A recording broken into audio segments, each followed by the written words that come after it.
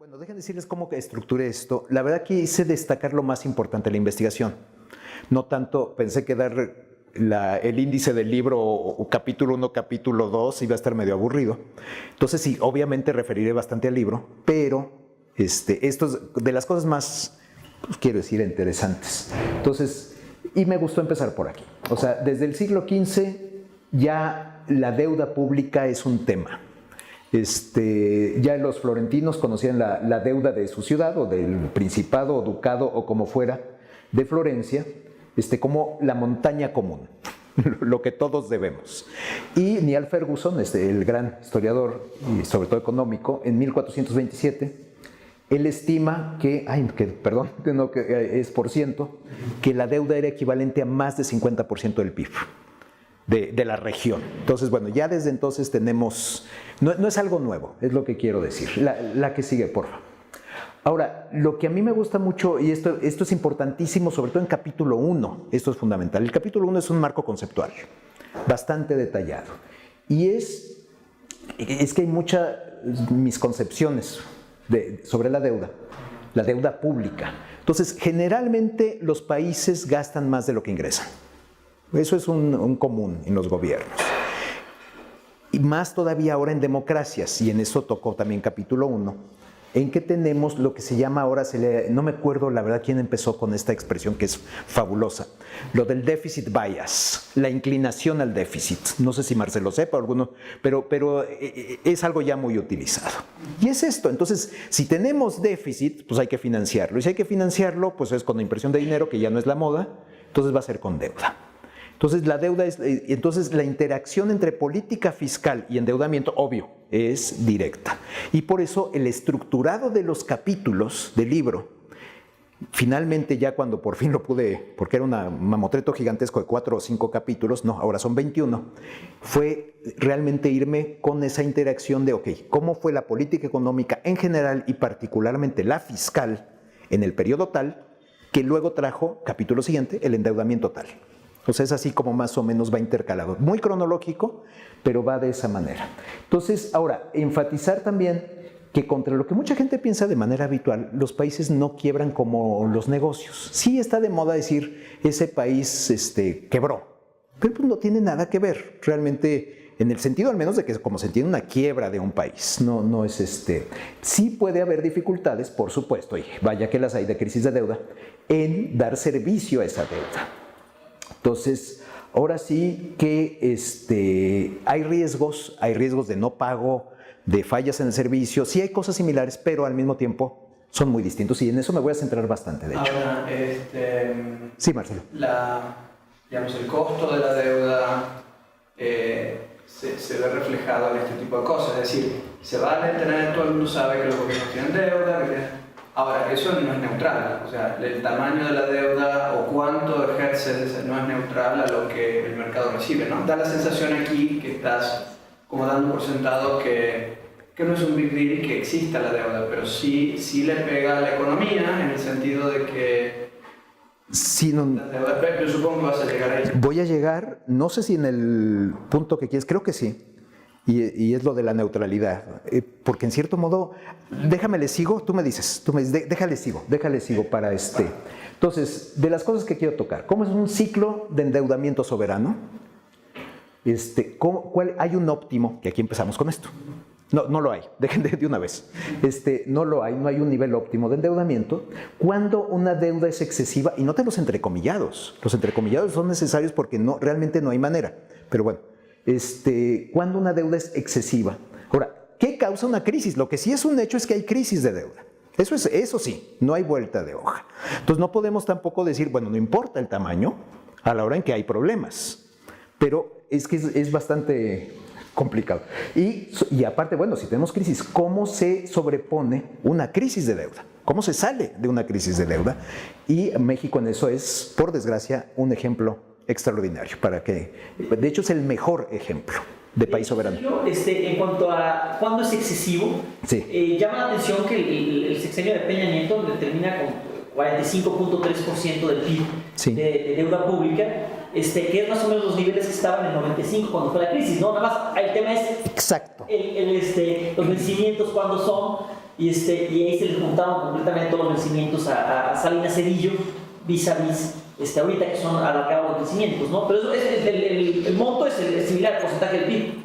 Exacto, es que, no, es que pones uno de los dedos en la llaga, es que dices, bueno, entonces ahí era una bronca descomunal que nos hundió en una crisis brutal. La voy a tocar, voy a ir en detalle de 90. Y aquí no pasa nada. Dices, sí es el mismo porcentaje del PIB.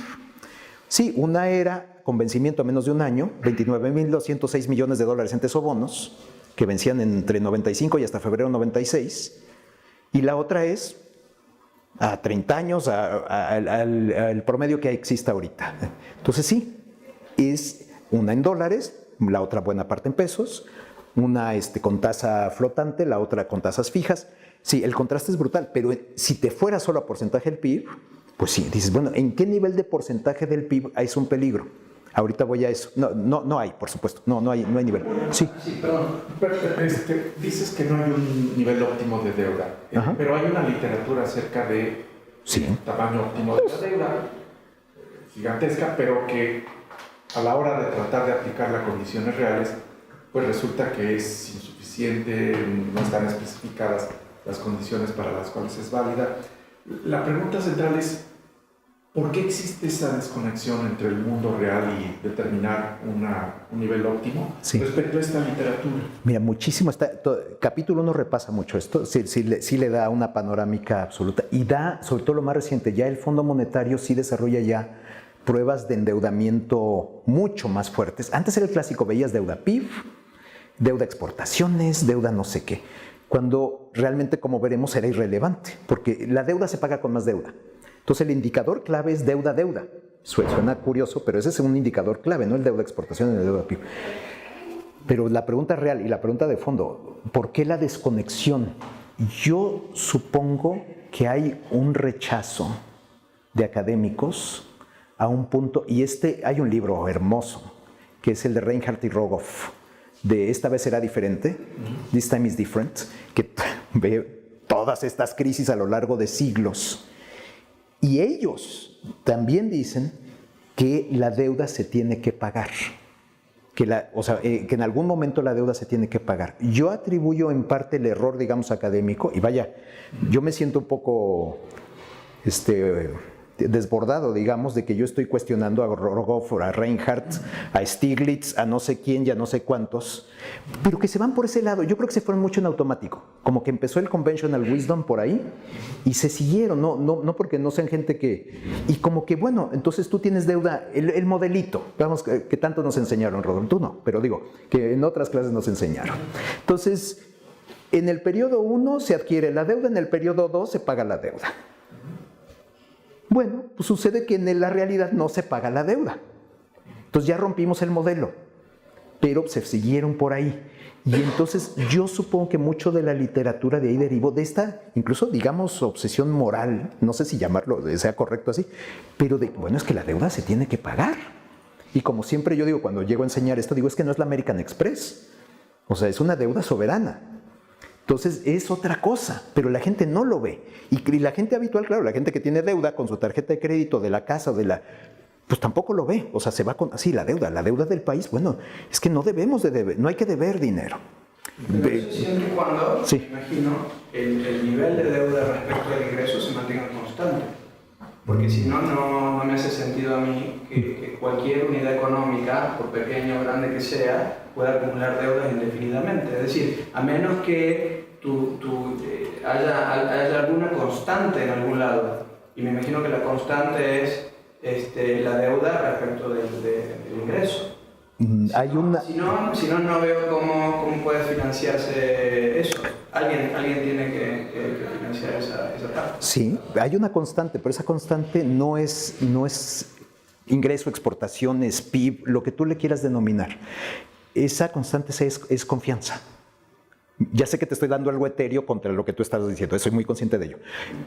Pero es que esa es la constante que necesitas. Y otra preguntita. Ahorita voy a pasar eso, ¿eh? Sí. Me imagino. Otra pregunta respecto a esto antes que te vayas de ahí. Tú decías México es un buen ejemplo. ¿De cuál de todas estas cosas? Espléndido. ¿De cuál de todas estas? De todas. Vas a verlo, de todas. Ideal, estas dos. Esto es el ejemplo, porque como vamos a ver, causa de una crisis puede ser un efecto contagio. O sea, ¿qué empuja a Brasil a una crisis de deuda en el año 83? México 82. Entonces Brasil en ese sentido no fue puro, fue empujado. También tenía problemas, pero le acabó de dar en la torre México.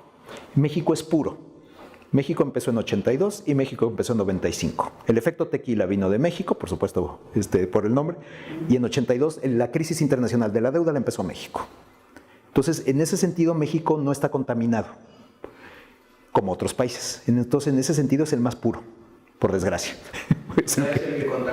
Es el que contamina a los demás. De la misma manera que Grecia contamina la zona euro. Voy a hablar brevemente de Grecia. Y hablo de Grecia en capítulo 10. Por otras razones, pero toco a Grecia en capítulo 10 y Argentina la toco en capítulo por su manejo de los bonos, porque fue muy particular el manejo de los bonos argentinos y el manejo de los bonos griegos. Entonces, pues sigo con la... Ahora, aquí está Marcelo. La deuda la pagas parcial o total con más deuda. Esto es de las cosas que ya de entrada chocan a mucha gente. No puede ser. Es normal. Pues, ¿con qué pagas un CETE? Con otro CETE. ¿Con qué pagas un bono? Con otro. Hace un día o dos me preguntaban en una entrevista de radio, oye, México está emitiendo $2,000 millones en bonos. Los emitió antier. Pero el presidente López Obrador prometió no más deuda. Dije, no, usted está confundiendo. Esta deuda es para pagar deuda. Por lo tanto, no va a aumentar la deuda neta. Digo, no, ese ejercicio es válido. Digo, para que yo defienda al gobierno se necesita un poco, pero aquí es real. Esto es genuino. Sí, esto es un ejercicio de refinanciamiento, tal cual. Entonces, es esto. Y los acreedores lo saben. Entonces, por backwards induction, que nunca sé traducir al español, si tú crees que va a haber alguien mañana que pague lo que tú prestaste hoy, entonces prestas. Tú sabes que alguien mañana va a prestar y que con eso te van a pagar. Entonces tú prestas hoy. Está dando vueltas. Entonces, con eso, el país ni siquiera, estrictamente hablando, tiene por qué pagar la deuda, el servicio de la deuda, de sus propios recursos. En los muy peculiares casos históricos en que un país ha tratado de pagar su deuda, que al menos hay uno muy peculiar que es Rumania, con Ceausescu. A partir del año 81 a Ceausescu le entra que él quiere pagar la deuda externa de Rumania. Y lo logra en 8 años. De penuria económica, para el año 89, acaba de pagar la deuda externa de Rumania, poco después lo fusilan. Sí, aclaro en un pie de página, creo que no, los eventos no tienen nada que ver, pero fue de las pocas veces de un país obcecado en pagar la deuda. Y tuvo que exprimir, por supuesto, para lograr el superávit de cuenta corriente, de una manera brutal. Entonces se sale de esto. Y fue para no ir al Fondo Monetario a pedir ayuda. Fue peor, hizo un programa más draconiano que el que hubiera aplicado el Fondo Monetario. Pero, pues, entonces un país no suele hacerlo. La que sigue, por favor. Sí. Volviendo un poco al punto ese, o sea, si la deuda se financia con deuda, entonces la deuda crece a la tasa de interés, ¿no? Al mismo ritmo que la tasa de interés. Sí, efectivamente. Y tú... Tiene que haber un vínculo entre la tasa de interés y el crecimiento de la economía, ¿no? Para que esto sea... ¿Por qué creces si financias a tasas de interés menores? Sí, o en términos... Hay un ejercicio interesantísimo que está en capítulo 1. Ay, qué lástima que no copié esa tabla. De veras, ahorita me encantaría presentárselas, lo que es pero está en capítulo 1 esa tabla. Igual después podemos hablar un poco. Por supuesto. Me parece que la deuda financiada con deuda, pues de ahí sale una fórmula muy clara donde todo depende de cuál es la tasa de interés. Por supuesto. Y entonces, ¿qué tienes? En los años 70, a raíz de Paul Volcker, que aumenta mucho la tasa de interés para aplastar la inflación en los Estados Unidos, desata un largo periodo, prácticamente de 79 a 89, de altísimas tasas de interés, que coincide con la crisis internacional de la deuda que desata México. Y entonces mucha de la literatura del periodo se enfoca a la imposibilidad de sostener esto, porque tienen tasas de interés históricas. El canciller alemán de la época, que era no era Kohl, antes de Helmut Kohl, que también se llamaba Helmut Schmidt, fue una declaración muy famosa, dice, son las tasas de interés más altas desde el nacimiento de Cristo. O sea, dice, ahora sí que nunca habíamos visto algo semejante. Entonces, la gente se queda con la idea de que estas tasas son como permanentes, vamos a decir, lo que resultó ser algo transitorio, permanente. Entonces tú hacías cálculos y claro, se te salían disparados, no había manera. Pero ya que tomas la tasa de interés a partir de 89 hasta la fecha, ya no digamos en los 2000 o a partir de 2009, en que se va a cero, imagínate que tu tasa de interés es cero, como lo fue de hecho por años. ¿Cuánto te puedes financiar mientras te estén pagando para pagar el capital? Todo.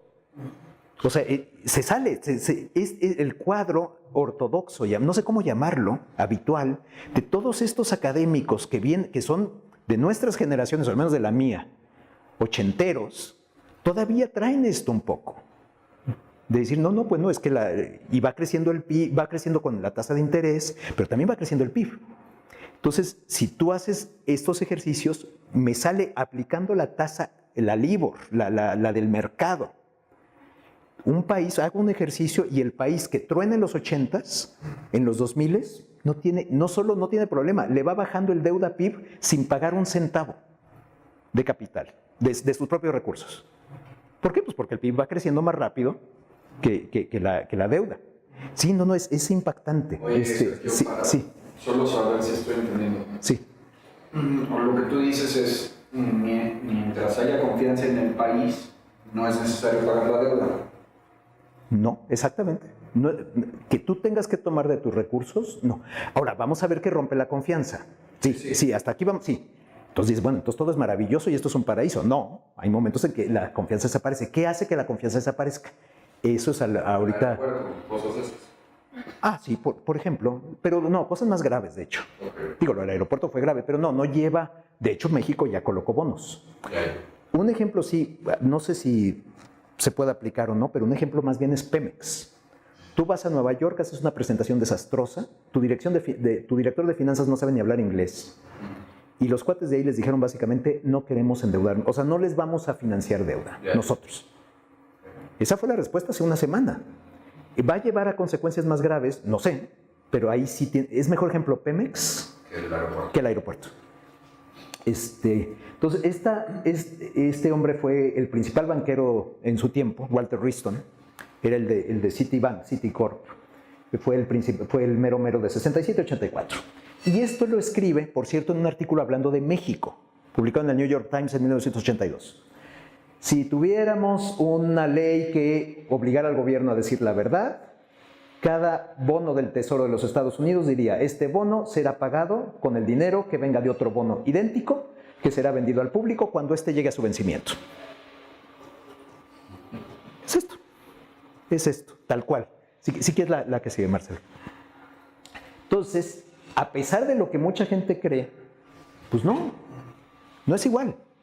No es lo mismo. O sea, oye, a que quiebre un gobierno. O al menos, vamos a decirlo así, no necesariamente. Y sobre todo, que tiene que ser pagada. Como la American Express. Así que es la que sigue, la que sí está bien. Ahora, ¿qué otros mitos hay? Esto es muy difundido en la literatura. Súper difundido. Yo creo que viene de tantos colegas que son muy teóricos y que pues no ven a veces los números. No sé por qué. Dices, bueno, pero si no ocurre en la realidad, ¿por qué lo pones en tu marco teórico? Pues quién sabe. Los países no necesariamente piden prestado cuando son pobres y pagan cuando ya se enriquecieron. De hecho, pues lo sabemos. El país más endeudado del mundo es Japón. Al menos en términos brutos, hay que ver el neto. Tiene muchos activos. Sí, pues 12% del PIB, ¿no? Creo que ya está más... Sí, ahora el neto es mucho más bajo porque también tiene muchos activos. Y hay endeudamiento negativo, como es Noruega, tiene tantos activos, Sí, claro, Singapur. O sea, Singapur tiene deuda bruta, pero la deuda neta es negativa. Pero son muy pocos, también hay que decirlo. Pero bueno, entonces esto no es cierto. Tampoco es cierto que los países van a pedir prestado en periodos de bajo crecimiento o recesión y van a pagar cuando les va bien. Otro mito de la literatura. Los países se endeudan en las buenas y en las malas. Quizá no tanto en las malas, en las buenas. La que sigue, por favor, está relacionada. Entonces, el pensamiento de Keynes era ese, sí, a ver, los gobiernos piden prestado en los tiempos malos pagan en los tiempos buenos. Y los políticos, cuando hay recesiones, y lo dijo Nixon en los 70s, y lo dijo Bush o fue Obama o quién sea, en los 2009, 2010, es que somos keynesianos. La frasecita de todos somos ahora keynesianos les encanta a los políticos. No, estamos en recesión. Hay que endeudarnos. En los tiempos buenos se les olvida. Ahí nadie es keynesiano. Eso de que todos somos keynesianos, ahí se les fue. Ahí se les olvidó. ¿Qué? Pero hay quizás una precisión. De la que quiera, Rodolfo, más de alguien que me enseñó historia del pensamiento económico, o sea que más vale que te preste atención. Lo que dices de Keynes es justamente la recomendación, no necesariamente una descripción de lo que se hacía. Keynes decía, tenemos una baja demanda agregada en el presente, traigamos del futuro recursos que nos vuelvan al pleno empleo y ya en pleno empleo pagamos. Ya pagamos. Pero es casi como prescripción más que como descripción de lo que realmente ocurrió. No, lo sé. No, perdón si lo describí. Sí, no, de acuerdísimo. Okay. Sí, es como, esto es lo que hay que hacer, no es tanto lo que él... No, de hecho no ocurría en la Gran Depresión. Ya, no, por supuesto. Del argumento por parte de los políticos. Sí. No, es que somos keynesianos. No, sí, bueno. Ese es de Milton Friedman. We are all Keynesians now. Pero, y de Nixon, y de... Se atribuye incorrectamente a Nixon, pero la dijo Friedman. Sí, Ahora, ¿Nixon no la dijo? Nixon no la dijo. Es una cita erróneamente atribuida a Nixon. Ahora sí que tengo que corregir eso. Gracias, Pablo. Y lo chequé. No, como puedes ver yo te creo, no te estoy cuestionando. No, ahora sí que... Sí,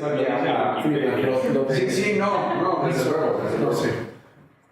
Y en sus memorias Friedman habla... Lo chequé. La que sigue, por favor, antes de que... No, mil gracias, Pablo. No, y voy a corregir... Bueno, no corregir esto, sino la manera en que lo presento. Sí, la que sigue, por favor. Perdón, Marcelo. Entonces, aquí hay el ejemplo que decíamos hace rato. 2007. Esta es deuda neta. Neta, no la bruta. ¿Quiénes parece que van a tener una bronca? La que sigue, por favorcito. Pues dices, bueno, si me pones a adivinar, Grecia, Italia, Japón y Bélgica. Te digo, en 2007, ¿quién parece que va a tener un problema aquí? No, pues oye, estos 4. ¿Y quién dirías que no va a tener ni una bronca? No va a tener un problema. Bueno, te diría que España y Irlanda. Entonces, la que sigue, por favor. Esto es 2011. ¿Quién es la que sigue? ¿Quién tuvo bronca? Grecia. Este no. Este sí. Y estos no. Entonces el deuda PIB es inútil. O sea, realmente es inútil como tú comentas, ese ejemplo es magnífico. No me acordaba pues que el deuda PIB de 95, 94 es el mismo que ahorita. Dices, pues, ¿dónde? Pues no tiene que ver. Entonces, y aquí tenemos una más porque a veces hago mal mis PowerPoints. Aquí está. Deuda PIB del Reino Unido y de los Estados Unidos desde 1900 hasta 2008 y tal cual tomado de Rogoff y Reinhardt. Bueno, pues desde casi cero hasta en este caso 125, aquí el Reino Unido, pues la Segunda Guerra Mundial, 230, 240%. Con deuda, y que lo de Keynes, bueno, hay momentos históricos y momentos históricos. Es decir, desde el 80 para acá, la deuda está subiendo en buena medida en Estados Unidos. Por eso, porque hay una ideología que dice que los impuestos tienen que ser bajos y recargar un poco la carga impositiva sobre ciertos grupos, versus lo que se hacía antes. Entonces, no sé si es más es pregunta para ti, no sé si es que los políticos no son keynesianos, estrictamente, como parecía que lo eran hasta los 80. Sí. ¿O es que a partir de los 80 para acá domina una visión de manejo de un poco distinta? Yo me iría más que por guerra y paz, que es perfectamente válido, por favor, no estoy diciendo que... velo como complemento. No sé si irme más por patrones monetarios. O sea, ¿qué quiero decir? No hasta 80, pero hasta aquí, hasta 71, estrictamente un patrón semi-oro o algo atado al oro. O sea, hasta que Nixon en agosto del 71 desliga el dólar del oro por completo. Entonces, que esa disciplina del oro que fue real hasta los 20, te empuja a esa especie de ajuste. No sé, ahorita me hiciste pensar en voz alta, pero aparte de guerra y paz, la cuestión de la disciplina monetaria que te imponía que no era un dinero, en teoría al menos estrictamente fiduciario, sino que había Más bien yo estoy apuntando a otro lado, al hecho de que quizás teóricamente haya una manera de explicar que la deuda se puede pagar con deuda y entonces no tienes realmente un límite óptimo. Eso teóricamente puede ser. Pero en la práctica, yo no sé si los datos o la experiencia histórica apoyan eso que está diciendo, porque en realidad son periodos distintos. Como te digo, a mí me parece que la deuda en Estados Unidos crece porque bajan los impuestos demasiado en relación a otras maneras que tenían. O sea, no les importa si hay recesión, lo que quieren es bajar los impuestos a los ricos. Sí. Entonces la deuda sube, no importa si es que hay recesión o expansión. Y lo que gobierna ahí no es un criterio necesariamente de optimización intertemporal. Ah, no, para nada. No. Pero antes sí, probablemente lo había. Entonces, quizás sean dos cosas distintas. El hecho de que teóricamente sea factible hacer lo que tú dices, versus lo que vemos en la realidad y las razones por las que la vemos, ¿no? Yo creo que quizás son... Sí. Ahora, lo que hay que ver en qué pasa, porque estamos hablando de Estados Unidos y tiene toda la confianza hasta el momento, hasta el día de hoy. Pero ¿qué pasa con países que hacen alguna salvajada, tipo México, que no fue bajar impuestos, fueron otras cosas? Quizás ahí nos metemos en ejemplos, otros ejemplos. A ver, sí. Déjale, sigo. Entonces, ¿paso o no? Ahora, sí, la que sigue, por favor, pero nada más, aquí está el título. Entonces, ahora, esto, incluso lo dicen Rogoff y Reinhardt, por ejemplo. Dicen, a ver, una deuda gubernamental no es un esquema Ponzi. Esto no es una pirámide. Y alguien que dice que la deuda no se tiene que pagar, entonces está implicando un Ponzi, está implicando un esquema piramidal. Es una acusación, no acusación, pero bueno, es un comentario que ellos hacen. Y ciertamente no podemos decir, no es un Ponzi, pero dejen entrar en mayor detalle después. La que sigue. Perdón, hay un comentario. Sí, por favor, Rodolfo. Siento que la deuda se paga con deuda y que puede en consecuencia generar un esquema como el que se presenta. Pero hay una diferencia crucial que creo que está detrás de la literatura y la realidad en su desconexión. Y es que tú tienes un horizonte infinito. Sí. En los esquemas Ponzi es un número finito en donde puedes tú hacer la manipulación, pero pues en una sociedad... Tu esquema de tiempo es cortísimo en un Ponzi. Exacto. O sea, ¿cuánto duró la flor de la abundancia? Pues no sé, pero pues, no pueden ser años. No pueden durar años porque no vas a encontrar a la gente suficiente para Sí, no, estoy de acuerdo, vas a ver lo que aplico con México. Entonces, mientras haya confianza, tenemos esto. Y por eso es la postulación de que no hay óptimo, no hay techo, no hay límite, no hay incluso excesivo. Dices, pues, ¿cuánto es excesivo? ¿200% del PIB? ¿150? ¿300? No, pues si el PIB no sirve. Entonces, la que sigue para... Ahora, aquí hay algo muy interesante. A veces los mercados les encantan los límites, los gatillos, los triggers. Es que cuando un país llega a 150% del PIB hay problemas. Y entonces tenemos las profecías autocumplidas. Y esas sí ocurren. Esas sí son reales, o sea, eso sí puede suceder. Y tuvimos un ejemplo reciente, la que sigue, porfa, que es el ejemplo, que fue España. España, empieza este mito en la crisis del euro, en la crisis de toda la zona euro, sobre todo los países más, ¿esto dónde está? 14 de junio de 2012. Creí que era tu sitio de América. ¿Cómo?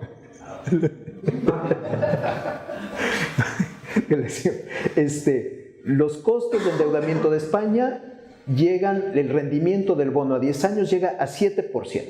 Un nivel que muchos analistas creen que es insostenible. ¿Qué había pasado? Que más o menos cuando el rendimiento del bono de 10 años de Grecia había llegado a 7%, el de Portugal había llegado a 7%, más o menos habían ido en esos momentos al Fondo Monetario a pedir ayuda, a pedir rescate. Entonces, bueno, España ya llegó. Si mucha gente se cree esto, entonces sí caes en una crisis. Entonces digo, esto es factible, pero curiosamente porque la gente se lo cree. O sea, en ese sentido hay un límite, digamos, imaginario que se hace real. Entonces, bueno, esta posibilidad está, pero déjenle, le continúo. Aparte, Sergio, Sí. ya lo mencionaba Rodolfo hace un momento de los horizontes. Sí. Para decir, el tiempo es finito, el tiempo es infinito. Ya lo habías mencionado anteriormente, para hacer la comparación entre las deudas de los estados versus las deudas personales, ¿no? O sea, ¿cómo vamos a asumir que es un tiempo infinito, Sí. pero tiene como paradas, ¿no? O sea, hay como momentos donde haces un tipo de corte de caja, que muchas veces es justamente en el momento donde explota una crisis. Y ahorita bueno, creo que es otra, pero síguele. Es que no. Es ahí, es decir, tú arrancas con este argumento de que la deuda se paga con deuda, Ajá. pero el punto no tiene que ver con el horizonte, ¿no? O sea, es finito, es infinito.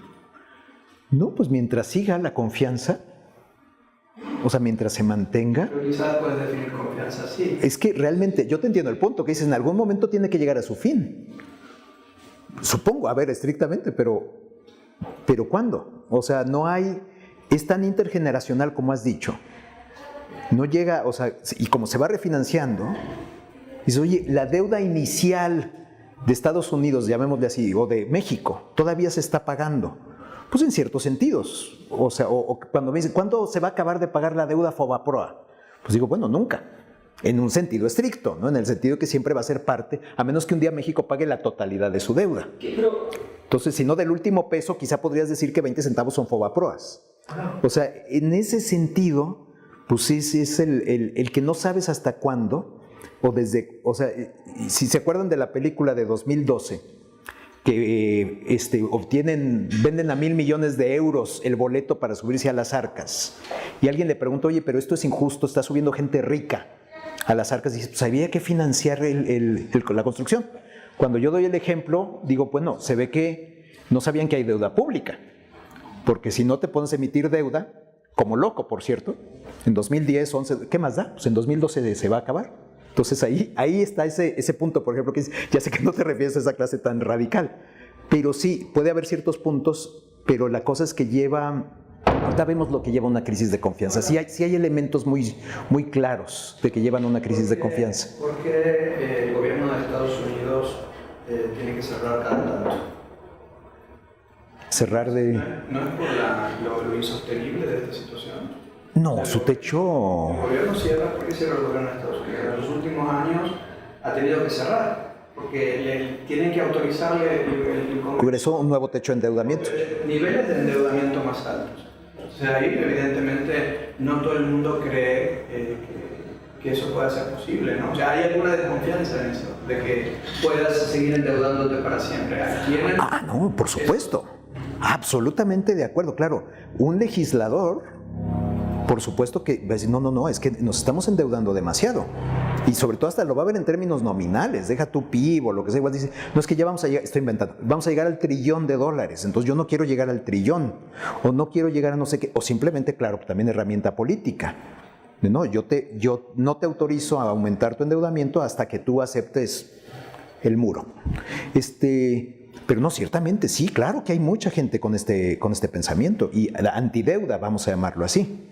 El costo de la deuda, una deuda más grande, constantemente más grande, implica costos financieros más grandes que no se pagan necesariamente con... No necesariamente, pero por una razón muy simple, lo que decía hace rato. Tú comparas la tasa de interés del año 85 con la tasa de interés de 2005, la de 2010. Ya sé que me estoy yendo al extremo, lo reconozco. Pero estás comparando tasas de LIBOR de 15% quizá con tasa de 1%. Entonces, siguiendo esto, te puedes endeudar 15 veces más. Digo, ya sigue habiendo un techo, dicho sea de paso, sigue habiendo algo ahí, pero acabamos de ampliar impresionante la capacidad de endeudamiento, vamos a llamarlo de esa manera. O sea, es que la tasa de interés es clave, y esa tasa de interés ochentera con la que nosotros estudiamos no es la realidad de hoy. Deja seguirle. Pero Enrique quería decir algo. Sí, perdón, Enrique, desde hace rato querías decir. Sí, nada más quería traer mi experiencia en el IPAC. Citaste el FOBAPROA. Sí. En el IPAC yo trabajé ahí y lo que decía la gente que administraba la deuda, me comentaba a mí, Enrique, lo que nos interesa es precisamente eso, nada más irlo reduciendo el monto de la deuda vis a vis el PIB. No queremos pagarlo, no nos interesa pagarlo, simplemente que vaya representando un porcentaje menor del PIB. Entonces la deuda FOBAPROA seguirá y seguirá hasta que se vaya disminuyendo, pero no hay en tal fecha la vamos a matar. No, simplemente que vaya a ser que como proporción del PIB vaya a ser menor. Ese es el único interés. Sí, pues esos eran financieros, no eran economistas. Digo, no sé de profesión, pero me refiero que era una perspectiva absolutamente financiera. Es decir, no, yo no estoy obsesionado en pagarla. Nada más vela empujando. Entonces, bueno, entonces, ¿qué rompe? ¿Qué rompe esto? ¿Cuál es la bronca? Una causa, la más potente, al menos que he encontrado, es cuando el país acelera considerablemente el ritmo de endeudamiento. De un ritmo de endeudamiento, llamémosle por normal, pasa, ahorita vemos México, ahorita lo vamos a ver, acelera y entonces sí se vuelve insostenible. Entonces sí se vuelve un Ponzi. Entonces sí hay miedos, entonces sí la gente, etcétera. Dejen ver qué sigue, es que ahorita no me acuerdo cuál es exactamente la diapositiva. Ya. Entonces lo que importa no es el nivel de la deuda per se, sino la dinámica de la deuda. Hay un chiste muy malo, pero siempre me acuerdo que cuando comento esto, que dice, lo que mata no es la bala, es la velocidad. Entonces, es eso, y entonces, y puede ocurrir, por supuesto que puede ocurrir, porque en los mercados la información es asimétrica. Y entonces tú te puedes ponerte a endeudar, ahora quizá ya no tanto, por cierto, hay que ver eso. Te puedes ponerte a endeudar y los mercados no se dan cuenta, segmentados, comentados, fragmentados, de lo que estás haciendo hasta que, entre comillas, es demasiado tarde.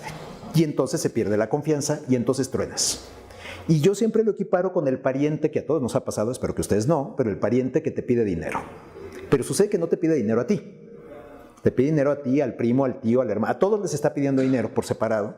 Y de repente alguien empieza a platicar, no, pues es que fulanito me pidió, ¿también a ti?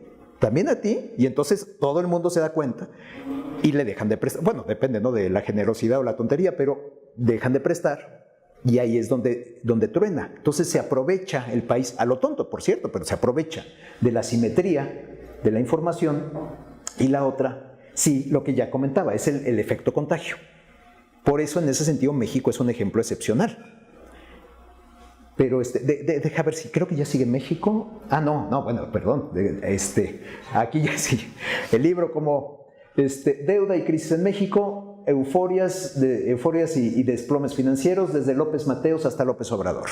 Ese es ahorita el subtítulo. Deuda y crisis en México. De López a López. Entonces, aunque aquí empieza oficialmente en 54, la primera emisión moderna, llamémosle así, de bonos de México, es en 1963, con López Mateos. México regresa a los mercados después de haber sido expulsado de esos mercados de capital en 1913 con Victoriano Huerta. Entonces son 50 años. México se endeuda con el Exim Bank de Estados Unidos, se endeuda con el Fondo Monetario, se endeuda con el Banco Mundial, pero no emitía en los mercados privados, llamémosle así, de capital. Empieza en 1963. Ese es el principio moderno de la deuda mexicana. Entonces, por eso es de López Mateos a López Obrador. No sé si aquí tendría que arreglar y poner 63 para que no hubiera una confusión. Yo empiezo aquí con la estrategia del desarrollo estabilizador, porque a pesar de que se habla tan bien de ese periodo, y ciertamente, comparado con lo que vino después, fabuloso, pero ahí empieza la adicción a la deuda. La adicción a la deuda pública empieza con López Mateos y sigue con Díaz Ordaz. Y ya luego la lleva al extremo Echeverría y López Portillo. Pero ya el empezar a depender, a adictarse a la deuda, empieza en 63. Entonces ya el capítulo 1 es toda la cuestión de por eso le pongo, espero no ser muy pretencioso, pero tengo que admitir que le pongo un marco realista. De ahí viene todo esto. Y bueno, ya 2 empieza con México, con el inicio, comentaba, en 1963, ya superamos lo que pasó con Victoriano Huerta en 1913, volvemos a los mercados privados de capital, ¿Cuáles son esos mercados? Hay algo de bonos, pero sobre todo a partir de fines de los 60, 70 es bancos, sindicatos de bancos o grupos de bancos. Y bueno, ya aquí de nuevo, política económica, y la política económica ya la que endeuda fuerte al país, crisis, política económica, todo lo que es política económica, endeudamiento, crisis, política económica, o sea, así va intercalándose, y aquí está ya la importancia de los bonos, porque regresa la importancia de los bonos y por eso es el capítulo 10. Así que la que sigue, ahora sí, entonces México. Hemos tenido realmente, yo sé que la gente conoce 2 crisis de deuda, ha habido 3, y la tercera por lo mismo para mí la más fascinante, es la más interesante que puede haber, porque nadie supo de su existencia, fue real, está perfectamente sustentada, créanme, ahorita se las voy a platicar, y fue en 76-77. Y ahorita les digo cómo empecé a encontrarla, que fue en las memorias de López Portillo, leyéndola mis tiempos. Entonces, aquí tenemos 3 casos en que tenemos esa aceleración del endeudamiento, en los 3, y posterior crisis. O sea, los mercados luego se dan cuenta de lo que estaba ocurriendo, cierran, y entonces tronamos, porque ahí sí, ya no podemos financiar, ahí sí sería relevante, y ahí se vuelve relevante, por cierto, ahí sí, todo lo que están comentando, ahí, digo, pueden tener razón en lo general, no estoy diciendo que yo tengo razón en un parto y ustedes en otro, no estoy argumentando eso. Pero donde de seguro tienen razón o siempre tienen razón va a ser en las partes de crisis. Ahí sí, cuánto ingresas, cómo está tu balance externo, todas esas variables que antes se puede argumentar no eran tan relevantes o no lo eran, ahí sí. Por ejemplo, en el caso de Argentina, Kirchner, cuando de repente dicen ya no pago, pues perfecto, entonces cierran los mercados y ahora sí dependes de tus propios ingresos. Ya estaban cerrados, cuando llega Kirchner ya estaban cerrados los mercados. O sea, él simplemente ya hace un pronunciamiento o negociación unilateral, que me pareció muy bien, por cierto, no te vas a poner, en eso no lo vas a negociar. El recorte que hizo unilateral a los bonos, luego le metió en problemas en los juicios y en Nueva York y lo que fuera, pero ya para entonces ya tienen cerrados los mercados, dices, bueno, y era tal el nivel de deuda que lo que tú necesitas, ahí sí es la credibilidad fiscal, ahí sí, pero no tanto el nivel de ingreso, sino el nivel de déficit. O sea, no es tanto el ingreso, sino el ingreso-gasto, por supuesto. Obviamente, yo sé que estoy diciendo que es la combinación de los dos. ¿Nos vas a explicar la 76 y 77, verdad? Sí, bueno, voy a explicar las 3, pero díganme cómo voy de tiempo porque lo que no quiero... O sea, me interesa el timing del 76 y 77. Ah, pues ahí va, vámonos, es la que sigue. La que sigue, por favorcito. Entonces, en abril de 1972, el gobierno empieza a gastar más.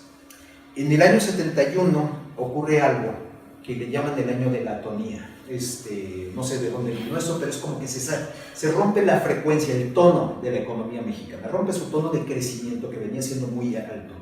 Y por el ajuste de gasto típico del primer año de sexenio, lo que pasó con Nixon en el 71, o sea, el año 71 fue en ese sentido atípico también internacionalmente, la economía mexicana se desacelera, no crece tanto, sí crece, y para el estándar actual de hecho nada mal, nada más que la población crecía mucho más, entonces el PIB per cápita no crece. Y el gobierno se apanica. Y Echeverría tiene en su gabinete gente expansionista, no sé cómo la verdad es que no sé cómo catalogar nunca, y no quiero ser injusto. Si tú tienes una categorización, un rol maravilloso, pero Horacio Flores de la Peña, por decir un ejemplo, el secretario del Patrimonio Nacional. Oiga, usted tiene que gastar mucho más. La inflación no importa, la inflación no es algo tan importante, tenemos que gastar mucho más. Había mucha gente que seguía todavía Juan Oyola, Juan Oyola ya había muerto, pero el pensamiento de Juan Oyola permeaba mucho. Entonces, la cosa arranca en abril del 72 y mucho vía financiamiento directo del Banco de México, o sea, inflación.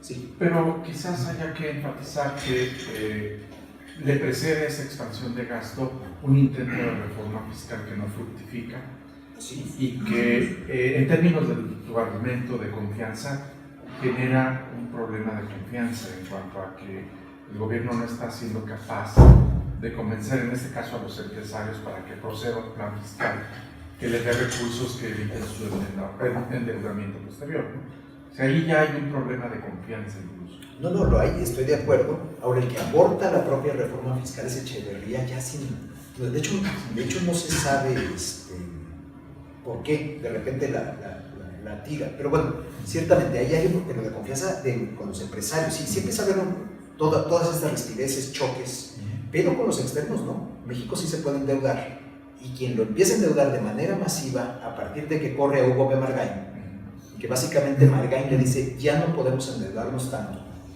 Y esto está en YouTube, aparte de todo.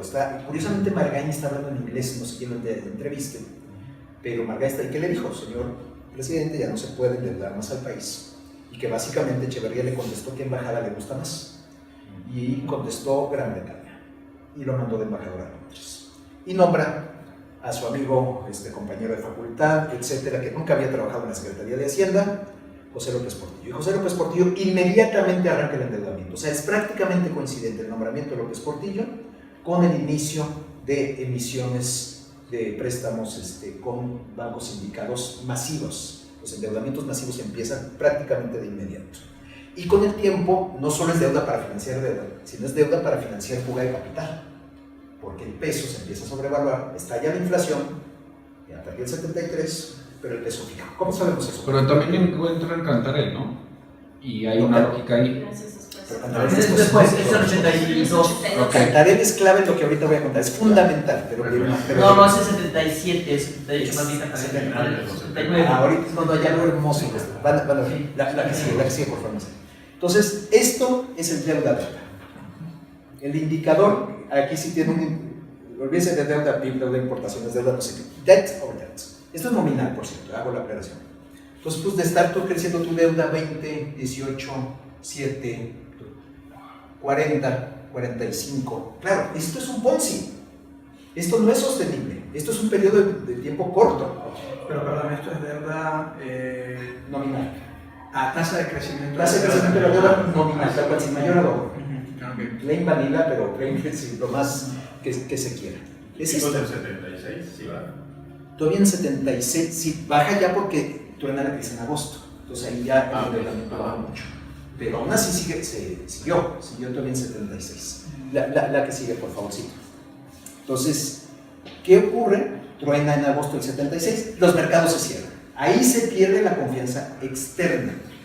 Ahí es donde sigue, ahí ya. Pero no es la pirámide, esto no viene aquí, entonces se los platico muy rápido. López Portillo ya como presidente seguía un diario que está reproducido parcialmente en mis tiempos.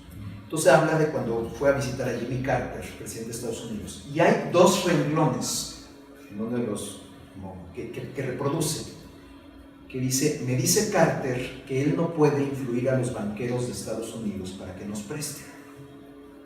Entonces el presidente de México le dijo al presidente de Estados Unidos que si por favor le podía decir a los banqueros. Dije, ¿pero qué estaba pasando? O sea, porque pues dije, si ahí no pasó nada, ahí no hubo nada. No, sí, desde agosto 76, septiembre prácticamente, se cierran los mercados. Y hasta febrero 77, marzo, no hay préstamos. No hay uno. Esto está detalladísimo en el capítulo correspondiente, creo que es el 7. Pero esto está, digo, por eso dediqué un capítulo a esto. Esto es un capítulo del libro completo. Ahora, en noviembre, en noviembre 76 hay un préstamo gigantesco, el más grande hasta entonces recibido, de $800 millones para el gobierno federal directo, United Mexican States y un montón de bancos. La hipótesis, que no he tenido manera estoy bastante seguro, pero 100%, es que fue un préstamo defensivo, te presto para que me pagues. O sea, que en México decía, es que si no me prestas no te voy a poder pagar. Entonces, ¿qué fue? Y la composición, ¿cómo? Para patear el bote. Sí. ¿Y qué pasó con lo que pasó en 94-95? Te presto para que me pagues. Por supuesto, pero aquí fue privado. A diferencia de incentivado por el Fondo Monetario y por el gobierno de Washington, o sea, no fue un como dirían, un bailout, que tampoco lo es, pero bueno, fue de bancos. Este dinero se dio en noviembre. Es el único préstamo, no hay más. Yo a la hora en que veo la estadística, pues, no me brincaba, me tuve que ir a estadística trimestral. No es que era un préstamo. Entonces, yo supongo que se usó parte de ese dinero, o todo, para pagar. Ya para entonces México... ¿A quién le debían? ¿A quién le debían? A bancos. Okay. O sea, te prestas para que me pagues. Bank of America, Citigroup, Chemical, etc. Entonces, para febrero es López Portillo hablando con Carter, enero-febrero. O sea, pues se me está acabando el dinero, ya no me están prestando, voy a tronar. Hay una brevísima mención, en una revista, no era Euromoney o era Institutional Investor, ahí lo tengo, ahí está citado. Decía, México está al borde de la moratoria. Pero era un cuadrito así como que les entró de último momento para la impresión. Bueno, ¿qué ocurre? La que sigue, por favor. ¿Qué sucede? Aquí está. Aquí está. López Portillo nombra a Jorge Díaz Serrano como director general de Pemex. Y Díaz Serrano sí sabe de petróleo. No es agrónomo, es ingeniero especializado en perdón, no pude evitarlo. Una disculpa. Entonces, él sí sabe mucho de petróleo, sabe de la industria, ha sido contratista, etc. Y sabe que existe Cantarell. Cantarell fue descubierto en el año 72. Hay dos hipótesis al respecto. Que no se le dijo a Echeverría para que no se enloqueciera más. ¿Sí? Pues fíjese que tenemos un chorro de petróleo. Porque todavía en 76, Echeverría estaba declarando en San Antonio, Texas, en una visita que hizo, México no tiene tanto petróleo, por desgracia. Entonces, esto fue en 76, declarado en 71. Ya estaba a punto de salir. Entonces, que no se le informó a Echeverría. ¿Quién no le informó? Su gente, o incluso que no se le dijo al director de Pemex, que era Antonio Dovalí. O sea, para que no despilfarrara, para que no se enloqueciera. Esa es una. Y la otra es que él no quiso por Estados Unidos y que fuera, yo creo que es lo primero. Y el que suscribe también la primera hipótesis es López Portillo en sus memorias. O sea, él menciona las dos posibilidades también. Si recuerdo bien. Pero la cosa es que Echeverría no, López Portillo sí sabe, pero sobre todo sabe Díaz Serrano. Ahora, Díaz Serrano sabe que hay petróleo, que hay mucho petróleo. Pero tiene un problema. ¿Cómo lo comunican los mercados? Porque no hay confianza, hay crisis de confianza. Creo que es la que se llama Barcelona. Sí. Entonces, esto está en sus memorias de Díaz Serrano. Él contrata a el despacho o empresa, no sé cómo llamarlo, más prestigioso de los estados del mundo en cuestión geológica petrolera, de Golger y McNaughton, que hasta el día de hoy, si lo googlean, ahí está. Y creo que sigue siendo, por cierto. Al menos top, sin duda, hasta el día de hoy. Y le dice, quiero por favor que me hagan una auditoría, una estimación de la riqueza petrolera de México. Y yo supongo que les dijo, y por cierto, si se dan una vueltecita por la zona de Campeche, se los agradezco. Yo digo, eso sí ya. Y dice que de Golger y McNaughton le envía una carta, de una hoja que estoy tratando de conseguir. Yo tengo un contacto con gente de, ya murió Díaz Serrano, todavía vive la viuda, a ver si en sus archivos, y si no, no importa, pero bueno, debe haber una, que era de una hoja, de una página, la carta, que decían la estimación de la riqueza petrolera de México, de Golger y McNaughton, y que triplicaba la estimación oficial del gobierno mexicano. No sé si de 4 pasa a 12, ahí están las cifras en el libro con precisión, pero digamos triplicar y no cuadruplicar. Triplican la riqueza, las reservas de México, las reservas petroleras de México. Entonces cuenta Díaz Serrano que llegaba a los bancos y decía, oiga, quiero un préstamo. Decían, oiga, pues qué pena, pero no. Y que sacaba la carta, que decía, pues no, mire, es que necesito el dinero para explotar el petróleo mexicano. Aquí tiene usted la estimación de Golger. Y que la respuesta básicamente, estoy haciendo un poco de caricatura obviamente, era, ¿cuánto dijo usted? Que necesitaba. Y el primer préstamo, México regresa a los mercados de capital el 21 de marzo de 1977 con un préstamo de $350 millones para Pemex. Directo y sin escalas. Oye, Sergio, ahí está, es preguntar esto, estaban particularmente bajas las tasas de interés, ¿no? Y luego empiezan a subir. Sí, empiezan a subir en 79. Sí, el business model en ese momento parecía muy lógico. Tasas bajas, precios de petróleo altos. O sea, López Portillo dijo, mi endeudo está barato y voy a tener un chorro de petróleo. El business model hacía sentido. Hasta el año 79 en que te suben las tasas y en el año 81 que te baja el petróleo. Y ahí, en lugar de reaccionar a la realidad, la postura López Portillista fue, esto es algo temporal.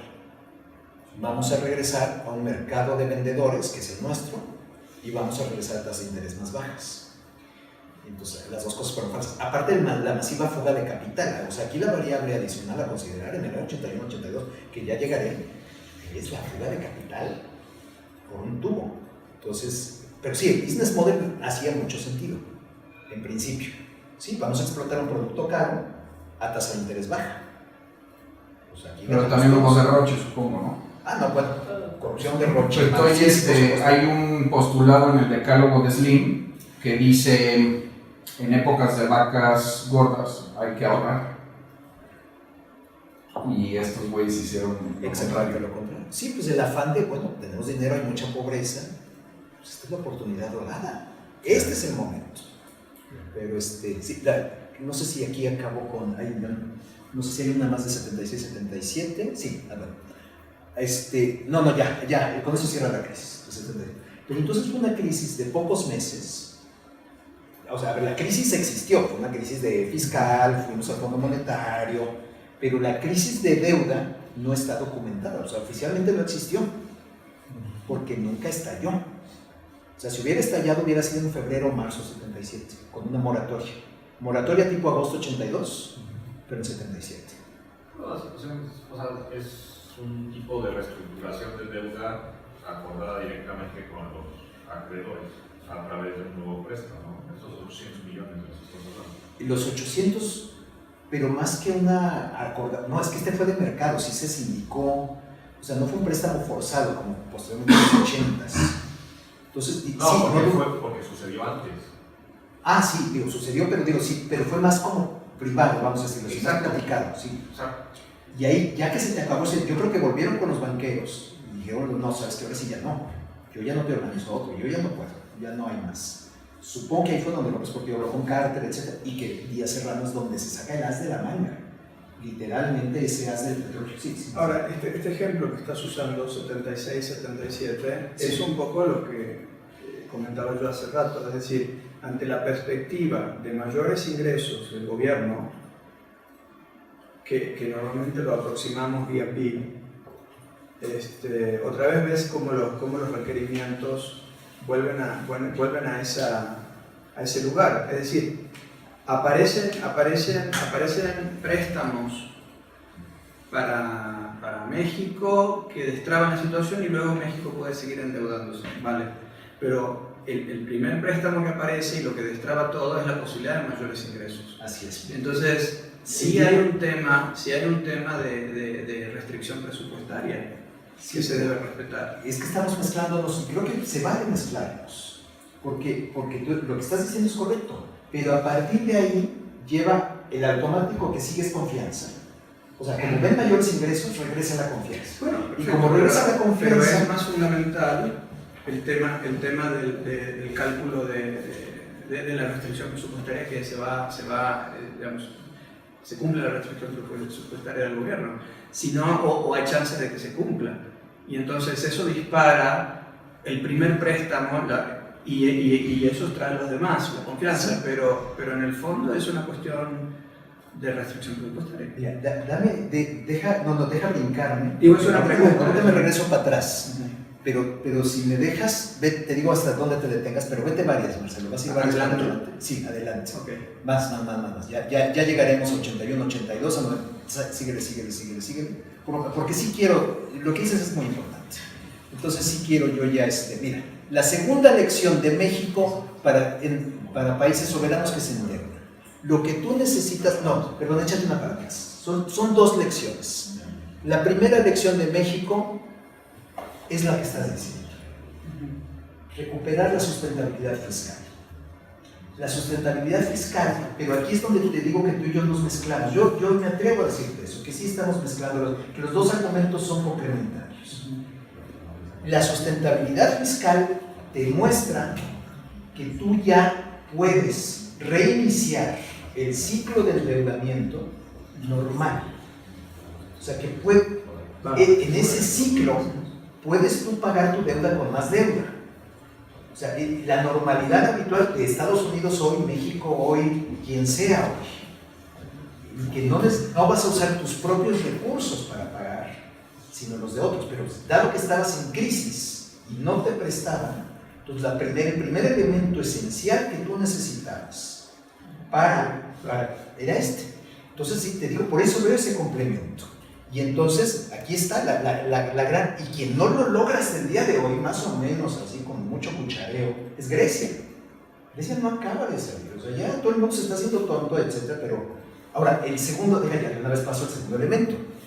Porque esto es fundamental. Y de una vez ya pues, comento de las crisis de 80 y 90. Aunque si quieren ahorita me echo para atrás, pero realmente ya resumo. La segunda lección esa no es tan obvia. Necesitas como los mercados prestan en manada, no es que te preste un banco, no es que alguien te compre un bono, necesitas mucha gente que te compre los bonos o que te compre, que entre al crédito sindicado. entonces tú necesitas un campanazo, necesitas un golpe, algo muy fuerte a la confianza, positivo, por eso le digo el game changer. Si quieres pon la que sigue, por favor. Y entonces, algo muy público, algo muy famoso, algo que haga que la gente voltee y diga, ya, en este caso México, salió de la crisis y ya se le puede volver a prestar y ya puede reiniciar este ciclo normal de endeudamiento. ¿Qué fue en 77? Petróleo. ¿Qué fue en 89? El Plan Brady. Pero el Plan Brady fue complementario. México ya había hecho el ajuste fiscal con el Pacto de Solidaridad Económica que empezó en 87. Entonces, si hay Plan Brady y no tienes bien tus finanzas, no te hacen caso. O sea, este es el complemento. Y en 95 fue el rescate de Washington, fue el rescate de Greenspan, Fondo Monetario, Tesoro de Estados Unidos, etc. Pero estos son complementos necesarísimos, por favor, no malinterpreten. En 76-77 la situación fiscal no era tan grave. No es que se hubiera corregido lo de Echeverría, pero sí, López Portillo hacía un ajuste, va al Fondo Monetario, el Fondo Monetario le entrega un programa, sí se da. Disculpa. Entonces, en todos los casos necesitan esto, para lograr volver a la confianza, y entonces sí, retomas el ciclo. Si quieres retroceder cualquiera de las... Sirve que así hasta resumo un poquito lo que iba a decir ahora. Cualquiera de las gráficas con los puntos. Sí, con esta. O sea, ¿qué tenemos aquí? Aquí fue, se lo resumo si quieren, para no pasar tanto detalle, porque aparte me entretenió más de lo que yo debería. Esto es 81. ¿Qué pasa en 81? Empieza a bajar el precio del petróleo, López Portillo, Díaz Serrano baja el precio, bastante, $4 el barril, le hacen grilla, Oteiza y, ¿quién me dice? Bueno, soltó José Luis de Oteiza, que fue una baja excesiva, que México parecía esquilón de la OPEP, López Portillo se ofende, ¿cómo podemos ser esquilones de la OPEP? Corre a Díaz Serrano, se nombra a otro de Pemex, pero sobre todo toma el mando Oteiza y Oteiza sube el precio $2. Y México empieza a recibir Telex, Pemex empieza a recibir Telex, cancelando órdenes de compra de petróleo. Y en ese mes, al mes siguiente, se perdieron $1,000 millones. Pero olvídense que se perdieron $1,000 millones del año 81. Se pierde la confianza. Entonces empieza la fuga de capital masiva y entonces México se endeuda. Viene la orden que se da a José Ángel Gurría, el operativo, en ese momento, lo digo como operativo, no es que de endeudar al país en la moneda que sea, al plazo que sea, con el acreedor que sea. Y es la explosión. O sea, la cantidad de créditos que se emiten en el 81 y hasta principios de 82, no es que ya luego se encierre, es brutal. Cuando se dan cuenta los mercados, que fue hasta 82, porque no iban viendo toda la información agregada, no iban dándose cuenta, se cierra. Y ahí en agosto 82 pero también coincide con la caída del precio de los commodities, ¿no? Cae el precio del petróleo. Y en toda Latinoamérica cae, para Chile cae el precio del cobre, cae para Brasil el precio del café, para Argentina supongo que el precio de los granos, o sea, todos los commodities se cayeron, ¿no? La fuente de repago ya es, vale menos, y eso también es lo que detona toda la crisis, ¿no? México es el que la detona, sí, dominó. Pero deja seguir aquí a Marcelo, aquí sigo a Marcelo. Si tú haces un ajuste creíble fiscal, estás volviendo a mostrar a los mercados que sí vas a poder pagar. O sea, si tú, ante que se te cae el ingreso, te aprietas el cinturón, estás mostrando responsabilidad. La bronca aquí fue que, al contrario, seguiste la expansión del gasto. O sea, López Portillo no frena, pisa el acelerador. Al contrario. Entonces, sí, o sea, cuando ocurre esto, todos los mercados, sea que te lo vean como un choque transitorio o un choque permanente, sea como sea, si tú muestras responsabilidad, entonces no hay problema, o no hay tanto problema. La cosa es cuando se te está hundiendo el barco y dices acelérale, no, se va a meter más agua todavía, ¿sí? Pero en la parte de los ingresos, digo, una cosa es que quisieran manipular el precio, lo cual no podrían hacer, se les cancelan las órdenes, pero se dan cuenta y tienen que bajar el precio. Y entonces, ¿qué pasó con la plataforma petrolera? Porque si la restringieron, efectivamente, ahí hay un problema que no se ajusta fácilmente, sino no, la plataforma siguió, de hecho siguió aumentando la plataforma exportadora. El problema es que se te empieza a bajar el precio, pero deja tú que te pusiste a gastar mucho. La fuga de capital, o sea, son pocos días de la metida de pata de Díaz Serrano, de que lo corrieron, sale Oteiza en televisión, prácticamente gritando que quien no le guste, que se le va a sacar de la lista de compradores de Pemex. Y pues mucha gente contestó, pues no me gusta, y sacan. ¿Pero cuánto tiempo, después de eso, cuánto tiempo mantienen el precio arriba? El precio arriba ¿Del barril? Del barril. O sea, tú dices que lo subió 2, ¿no? O sea, lo corta 4, lo sube 2. y luego hay cuánto tiempo se quedaron. Porque tú dices que pues simplemente vuelves a ajustar y ya no pasa nada, ¿no? Pero ¿cuánto tiempo fue? Ahí. Es que yo recuerdo no lo volvieron a bajar más. No sé. Pero sí, a ver, supongo por lógica que en algún momento lo volvieron a bajar. No sé. Todavía más, pero no sé, porque puede ser parte de que le pides el acelerador. A veces pues ya no le va. Y así No. te vas. Pero sí es importante porque tú podrías recuperar parte de los compradores haciendo buen trabajo de RP si retornas al precio original. Digo, tienes canal de distribución, tampoco es tan fácil salirte de la compra si te vuelven a garantizar el precio anterior. Pero yo creo que está conectado con lo que decía Enrique, que a nivel mundial es un tiempo de expansión de la producción petrolera y de... Pero aparte de otra cosa, a nivel mundial, no, pero deja agregar esto, no sé del precio, según yo no se bajó, pero te estoy dando, según yo no se bajó, pero aparte del año 81, Estados Unidos está en recesión, entonces hay menos demanda y la oferta sigue, entonces ahí tienes vendedores que están dispuestos a recibirte con los brazos abiertos. O sea, es que esa fue la clave, pasó de ser un mercado de vendedores a un mercado de compradores y los otros porque insistían, no, es que sigue siendo un mercado de vendedores, esto es transitorio. Y ahí es donde, y a los pocos días, así en su diario, me comenta el director general del Banco de México que la gente está comprando dólares. A los 4 días de la salida de Oteiza en televisión.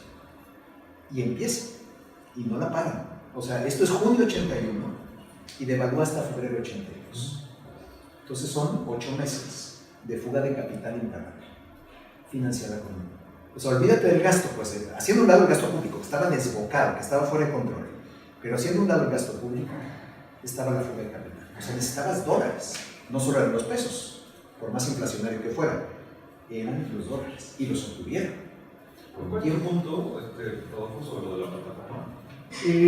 Que si hubieran restringido la plataforma, tal vez podrían haber tenido en aquel tiempo alguna influencia sobre el precio para hacerlo regresar. Pero me parece que ya el contexto internacional no lo permitía, la OPEP ya estaba en... Inglaterra estaba en recesión, Europa Occidental en recesión, Estados Unidos en recesión. Sí. O sea, fue Volcker 79, que te aprieta, y pues sí, mientras la contracción impresionante. Y mientras tanto México creciendo a tasa de 7-8. Insostenible. No lo frenas. Insostenible, absolutamente. Digo, si quieren entrar en mayor descripción a ver rápidamente, 94, 95, eso fue 80s, pero de nuevo la aceleración. Y en 94 fueron los tesobonos. O sea, ahí es un endeudamiento muy peculiar. Ahí sí quiero regresar, perdón, más a la gráfica, porque de hecho ahí tuve que poner mi asterisco.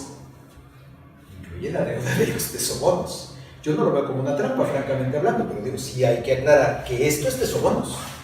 Esto no es un nuevo endeudamiento, esto es una conversión de endeudamiento. Estos son CETES que se pasan a tesobonos.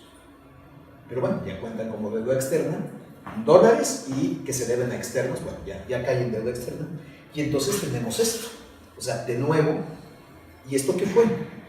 Zapatistas, sobre todo Colosio, aumento de tasas en Estados Unidos, Luis Massieu, la elección, todo lo que sabemos que fue el año 94.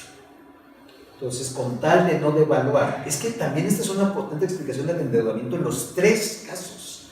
No quiero devaluar, no quiero devaluar, no quiero devaluar. En los 3 casos es. Pero ahí el problema fiscal era muy diferente. Por eso salimos tan rápido. Por eso, ahora sí, perdón, Marcelo, sé que te traigo para arriba y para abajo. La anterior. No, espérame. Aquí está tesobonos. Entonces, la que sigue, otra más. Creo que con eso, una más. Entonces, entre que te presta Estados Unidos y el Fondo Monetario, y un ajuste creíble que fue el para AUCE, no sé si se acuerdan del AUCE, que fue en enero, y para AUCE en marzo, el ajuste, acuerdo de unidad para superar la emergencia económica, algo así horrible, cerillo para nombrar programas, era de veras de terror. Y entonces, en mayo 95 regresamos a los mercados, fue rapidísimo, A diferencia de los 80s, que hubo que hacer un ajuste fiscal larguísimo, creíble, ya lo teníamos. Es lo que apunta, Rodolfo. Efectivamente, dices, pero si ahí no había realmente un problema fiscal. No lo había. Pero debíamos 30,000 millones de porras, que esos no los teníamos, nos los prestan. Desapareció el programa. Una pregunta ahí, hace una gran diferencia que, por ejemplo, en esta crisis, Estados Unidos abra una línea de crédito, incluso el Fondo Monetario, pero no te preste y en consecuencia no tengas que estar pagando una tasa de interés, a que efectivamente te presten y tengas que estar pagando tasa de interés. No hay tanto diferencia. Esto, por suerte, te lo puedo contestar porque fui funcionario del Fondo Monetario, que si no, yo creo que no te lo podría contestar. Tú hablas de la línea de crédito flexible, la Flexible Credit Line, que tenemos ahora disponible con el Fondo Monetario, que no tiene condicionamientos. Es que una cosa es que aparezca un país o una institución multilateral y te ponga una garantía, Sí. pero tú no tienes el préstamo formalizado con un servicio de deuda. Pero está la deuda disponible a la hora que tú la quieres. Exacto. Por eso la diferencia entre pedir prestado y tener la línea de crédito. Cosa, aquí solo 3 países tienen, hasta donde yo me quedé, la Flexible Credit Line: Polonia, Colombia y México. Pero ¿quién no la tiene? Deja de usar un ejemplo hiper extremo, Venezuela. Ni por error te conceden esto. ¿Por qué? Pues porque inmediatamente la toma y no paga. ¿Desde cuándo están disponibles en el fondo esos instrumentos? 2009 se instituyó la Flexible Credit Line. Y entonces México es el primero que la toma. Yo tengo la teoría que como había una gran relación entre Carstens, el fondo, o sea que México, como quien dice, fue voluntario, decir, oye, pues voy a ahora sí levantar la mano para que tu instrumento empiece. ¿No será porque ya la deuda venía subiendo? No, porque esto es clave.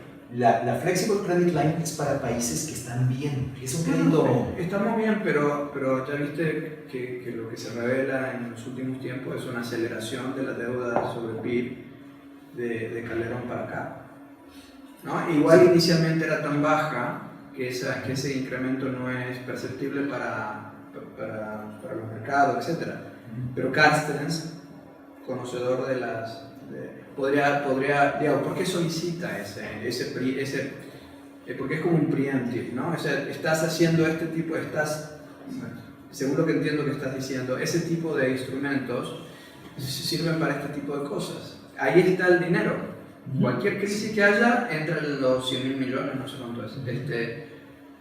Pero ¿no será que por eso la contrata Carstens? Porque ya ve una tendencia de crecimiento, bueno, que ha ido aumentando. En 2009 se duplicó, digamos, para mí, ¿por qué? Quizás una pregunta en este contexto es, ¿por qué si se duplicó del 2005 para acá, en 10 años, el ratio deuda-PIB? Ha sido en cámara lenta, pero ahí iba, ¿no? Sí. ¿No será que lo permitió el hecho de tener ese tipo de instrumentos ahí? Avanza un poquito más, vas a ver, es que te quiero contestar con una diapositiva. Espero más. Bueno, si hablo de Grecia o no, ya se verá. La que sigue, porque esto es Grecia, ya, aquí está. Esto es el resto del libro. Y entonces, deja contestarte, digo, al menos hacer referencia a los periodos que tú has hecho referencia ahorita. Entonces, bueno, aquí está lo de los tesobonos, la crisis, y como puedes ver, brief. Sí, digo, fue muy breve. El cambio política y económica, aquí fue todo ir pagando el rescate, y aquí ya empieza un manejo excepcional de la deuda pública. Este es un periodo dorado para el manejo de la deuda de México. De 97 prácticamente hasta 2008, hay estos constantes refinanciamientos, instrumentos sofisticadísimos, que no por nada el que estaba a cargo de esto está en Nueva York. No sé si BlackRock o cómo se llama Gerardo Rodríguez. Sí. Él es el artífice de mucho de esto, al menos en los 2000, el desarrollar las curvas de rendimiento de largo plazo. O sea, genuinamente empieza un manejo soberbio de la deuda, que se rompe aquí, que es lo que tú estás diciendo. Aquí viene el choque global, empiezan a haber reformas estructurales, sobre todo aquí se refiere a Peña, pero mayor endeudamiento. Si la política fiscal se tiene que soltar, porque aquí sí hubo un grave error de política económica, sobre todo entre 2003 y 2008. Los 5 años de alto precio del petróleo se los gastaron. O sea, la gráfica, perdón que no la puse, a ver, salió la gráfica de ingreso y gasto del sector público en términos reales es increíble, van parejitos. Se ve cómo va entrando más dinero petrolero y se lo van gastando. Entonces, muchos economistas, me incluyo, por desgracia, no nos dimos cuenta de lo que estaba pasando, era un espejismo. No, si no hay déficit fiscal, no hay déficit fiscal, pero ahí es lo que deberías de estar ahorrando en los tiempos buenos y no estás ahorrando. Y ahora en los tiempos malos, desde 2009, pues tuvimos que expandir entonces el déficit fiscal. Abandonamos el déficit cero, en cierto modo, y nos pasamos al déficit cero sin contar las inversiones de Pemex, o sea, se cambia la ley. Y entonces, y el error de Peña, por eso lo de Russell Policies, es a partir de 2013 también ponerse a gastar más. ¿Qué le ocurre en 14? Viene el desplome del precio del petróleo. Entonces ahí tiene otro choque. Entonces el ajuste que él logra es a partir de 16, lo de estabilización, y por eso cerramos en 45, no sé qué. Pero la pregunta no la he contestado. Dice, bueno, entonces, pero ¿por qué los mercados no se apanican? ¿O por qué? Yo lo que diría, uno es que había este antecedente. Había el antecedente de un manejo soberbio de la deuda y que había logrado reducirla bastante.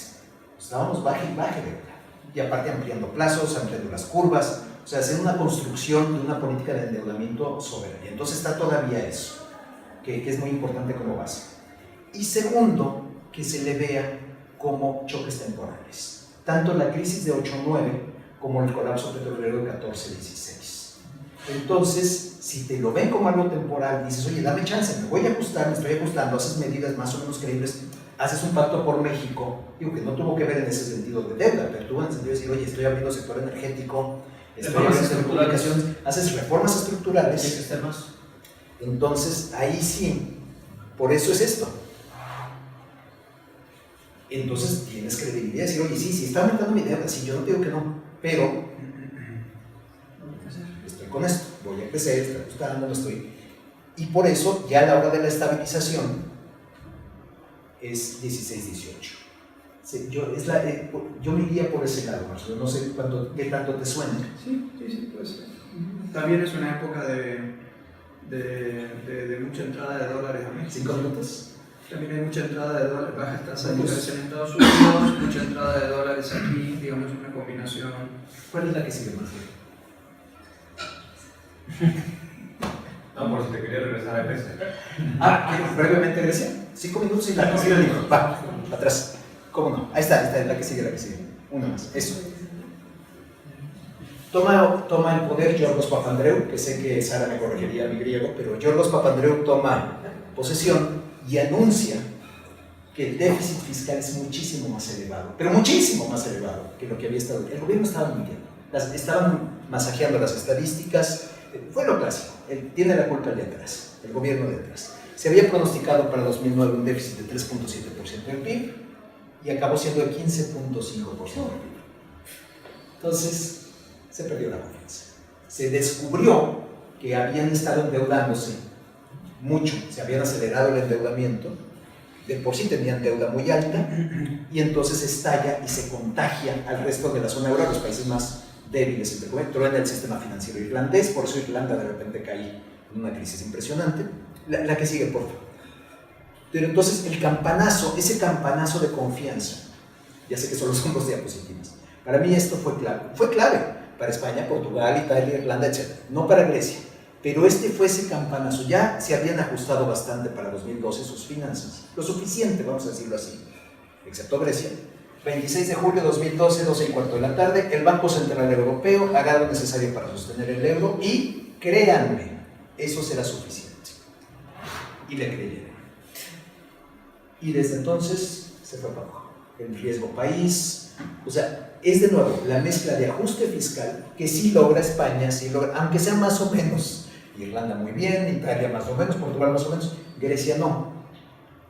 Y entonces ese es el complemento. Lo que tú decías, Marcelo, tanto de la cuestión fiscal, para despertar la confianza, con el campanazo, en este caso, una declaración que le vamos a hacer. Nosotros estamos atrás y le creyeron.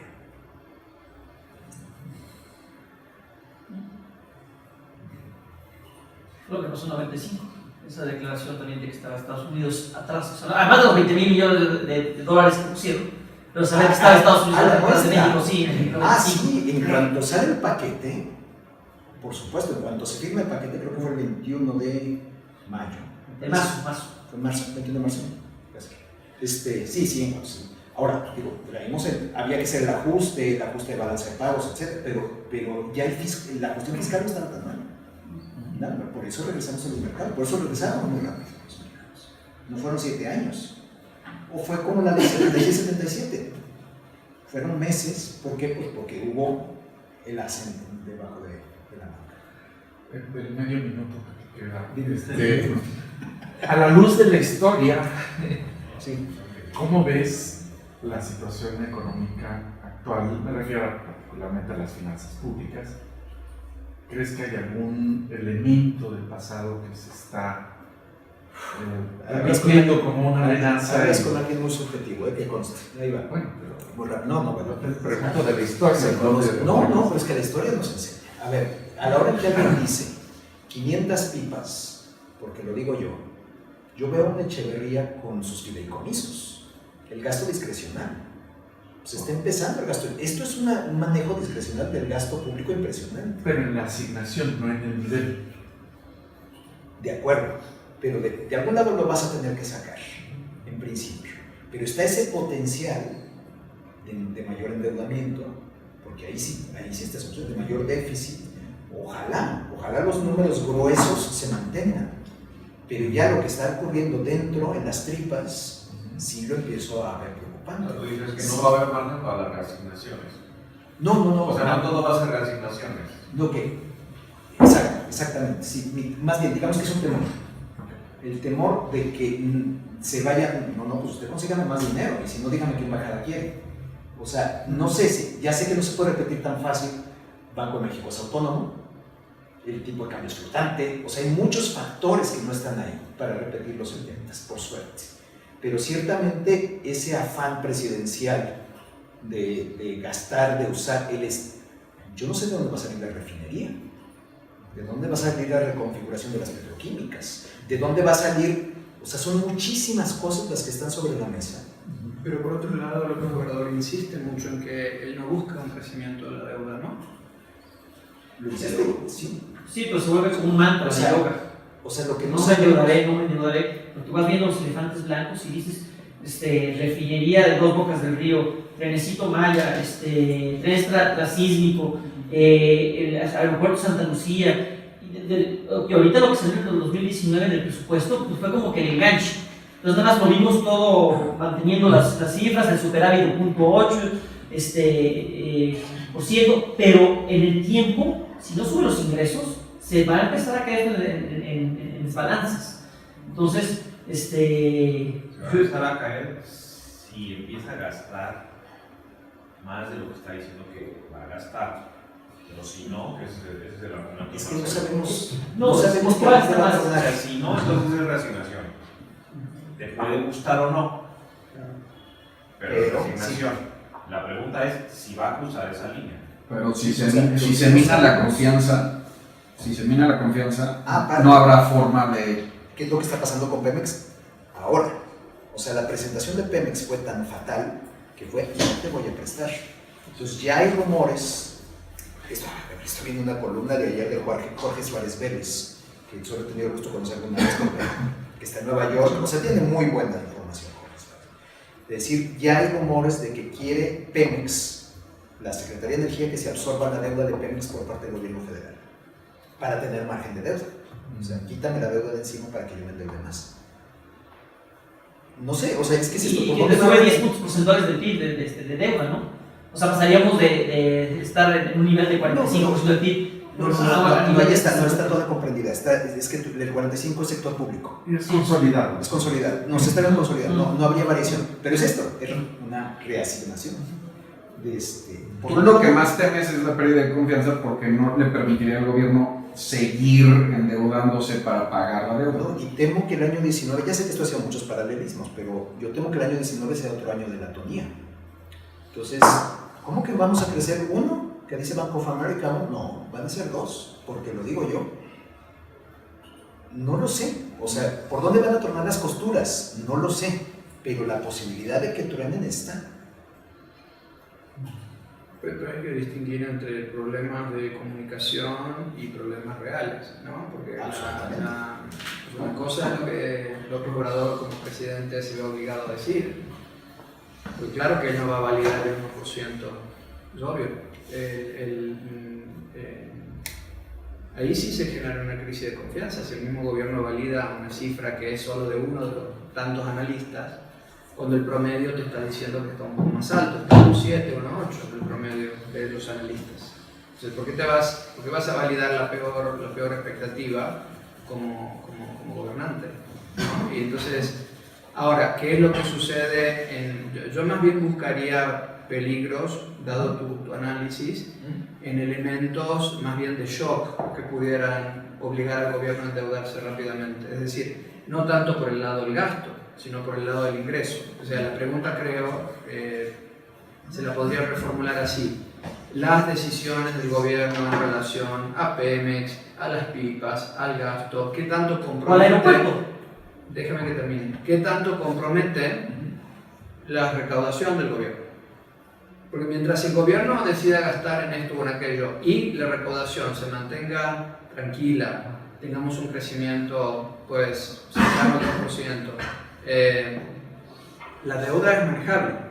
Pero en el momento que tienes una caída en la recaudación muy fuerte por un mal manejo del gasto, es decir, ahí la preocupación, hay que ponerla correctamente, es este tipo de gasto, este tipo de manejo de Pemex, eventualmente me va a generar, por ejemplo, una recesión que baje el gasto y entonces me veo obligado a endeudarme porque con el Banco de México no puedo contar, ¿no? Obviamente. Entonces yo creo que ahí es donde vienen digo, si uno hace un análisis de ese tipo, las pipas, lo que sea, hay que extenderlo un poquito más. O sea, yo no acepto que te quedes ahí. O sea, dime cómo eso le va a pegar a la recaudación negativamente y efectivamente el gobierno se va a tener que endeudar y acelerar su endeudamiento, porque el mensaje principal de lo que está diciendo Sergio es los problemas vienen cuando el endeudamiento se acelera, ¿no? Marcadamente. Entonces, hay algo todavía en el ambiente que te diga que estas decisiones te van a poner en esa tendencia de endeudarte rápidamente. Yo te diría que la palabra que ha usado mucho Sergio es confianza. O sea, lo que pasó en el aeropuerto, antes de lo de Pemex, yo veía también lo del aeropuerto. O sea, cuando tomas una decisión insensata que ha sido recalificada por Financial Times y muchos de ellos como realmente absurda, ilógica, entonces ya empiezas a dudar de la sensatez, empiezas a perder confianza en tu deudor. Entonces como acreedor dices, espérame tantito. Y sumado luego lo de Pemex, esto puede ir la pérdida de confianza, puede ser un shock interno. Pero la deuda que acaban de colocar, a ver, tomemos algo reciente, ayer, antier, $2.000 millones en bonos. Creo que la tasa de interés es muy razonable y los periodos son muy razonables. O sea, no hay nada en los mercados que te esté diciendo que haya una falta de confianza ahorita. No mucho, pero poquito. Pero si es medio punto. 50 puntos base es mucho. O sea, sí es. Bueno, pero la tasa del Banco de México también está subiendo las tasas. Sí, todas las tasas están subiendo. Pero te digo, pero una cosa es la tasa de interés y otra es la tasa de rendimiento. Habría que ver las dos. Pero te digo lo que hay que hacer y no lo he hecho. Entonces no te puedo dar respuesta, Marcelo. No tengo la respuesta. Pero ese es un episodio, yo creo que ahí es donde hay que analizar, porque ahí es donde empiezan a aparecer los síntomas, ¿no? Sí, o sea, que, según lo que yo entiendo, esta colocación de deuda fue exitosa. A ver, sí, se colocó deuda, pero ¿a qué precio? Hay que compararlo con emisiones anteriores por un lado y por otro con emisiones paralelas de países emergentes, un Turquía, un Brasil, los que sean, no sé quiénes estén emitiendo ahorita, y ver qué les pasó a ellos en comparación con su histórico. El nuestro subió. Si también subió el de Turquía, también subió el de Brasil, también subió el de entonces se verá, pero no es el nivel de la tasa de interés, es la diferencia, el diferencial sobre el rendimiento de Estados Unidos. Entonces, no han ido en paralelo. México da el brinco, no han dado otros, no lo sé, porque no he visto los datos.